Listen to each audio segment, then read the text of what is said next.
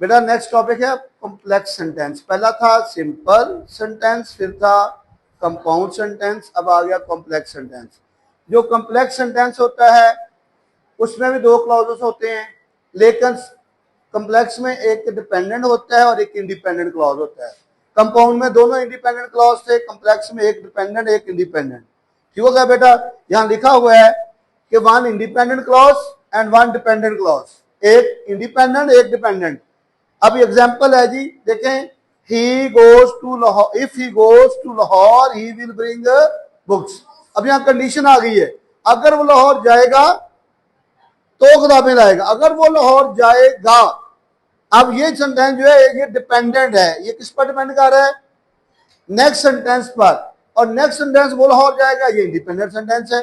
अब यहां पर कॉम्बिनेशन आ गया एक डिपेंडेंट क्लॉज का और एक इंडिपेंडेंट क्लॉज का। तो यहां डिपेंडेंट और इंडिपेंडेंट क्लॉज आएंगे तो वो कौन सा सेंटेंस होगा? Complex sentence.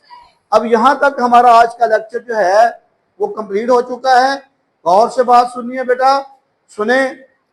सेंटेंस के स्ट्रक्चर के बारे में आपको बताया गया, पहले पार्ट ऑफ स्पीच आ गए, फिर का फ्रेज आया, फिर क्लॉज आया।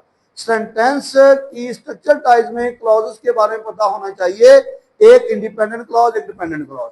अगर सिंगल है तो वो सिंपल सेंटेंस है, अगर दो है दोनों इंडिपेंडेंट है तो वो कंपाउंड सेंटेंस है, अगर एक इंडिपेंडेंट एक डिपेंडेंट है वो कॉम्प्लेक्स सेंटेंस है। अगर परेशानी बनती है तो मैंने आपको एक फार्मूला दिया, फैन बॉयज, वो कंजक्शंस आपने याद रखनी है और आपका ये टॉपिक क्लियर हो जाएगा, आप इजीली इसको टिक कर लेंगे। ठीक है बेटा, ओके, अल्लाह हाफिज बेटा।